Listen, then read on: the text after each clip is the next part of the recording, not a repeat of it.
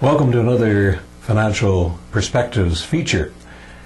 Amidst all this economic turmoil, market upset, adjustments, whatever you want to call it, there has been some good news, Linda, and it's called the TFSA, and people are going to be repeating these letters quite a bit in the years to come. Right. What does it stand for exactly? Well, the new acronym that you're putting in your vocabulary stands for Tax-Free Savings Account, something that the government's put in place that actually is helpful to everyone, no matter what tax bracket you're in.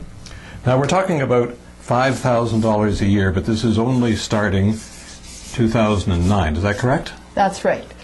Yeah, there's been a lot of hype with the financial institutions saying get in and do it right away, but basically you're just putting it in a holding tank because until January 2009 they don't really exist. Now this is sort of opposite to an RRSP.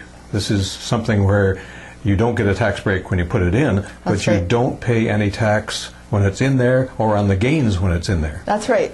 It's after-tax dollars, so you've already paid tax on the money when you put it in, but you're never going to pay tax again. So that's the advantage, and it doesn't matter whether it's interest, dividends, or capital gains. It'll be tax-free after that forever, and including on down to your beneficiaries. Okay, so I put my $5,000 in. How about taking it out? Can I do that at any time? And does that affect the amount of money I can put in, say, next year or the year after? No, you can put the money in, you can take the money out at any time. There's no negatives to that whatsoever. If you put in 5 and you take out 2, next year you could put in another 5 and your 2 as well. Sounds almost too good to be true. It does sound almost too good to be true. It's one of those things that it's really hard to argue that it's not something that everybody should be participating in. Now there's something else that makes it very interesting, and that's because of the problems we've had with the market, and some people have lost value in their accounts, but it's possible to take advantage of this using non-registered money into this particular vehicle. Is that correct? That's right.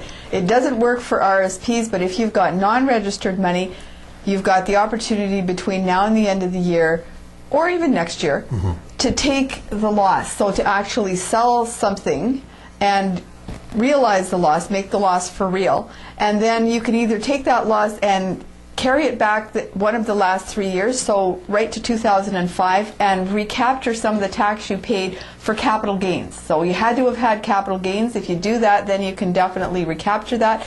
You can then take that money that you sold, $5,000 of it, put it into the tax-free savings account, even in the same investment, and if there's capital gains going forward, you don't pay any tax. So there it is. It's the tax-free savings account, and the $5,000 per year starting 2009. That's right, January 2nd. Yeah, but you can make the arrangements prior to then. Yes, you could. So that's it. Some silver lining amongst all the clouds that we've experienced lately. And for more information, what's the best advice for that? Well, basically, if you think that you may have this situation or you're not sure, either give us a call or send us an email. I think there's only one thing we forgot, and there is an age limit. You have to be 18, I believe. That's right. Yeah. I think most of you viewers are 18. But if you're not, tell your parents or other significant older people. So that's it, the tax-free savings account, the possibility of looking after some capital losses, and we'd like to wish everyone, as we get ready for the new year, the best for the new year, and we're hoping better news 2009 than in 2008.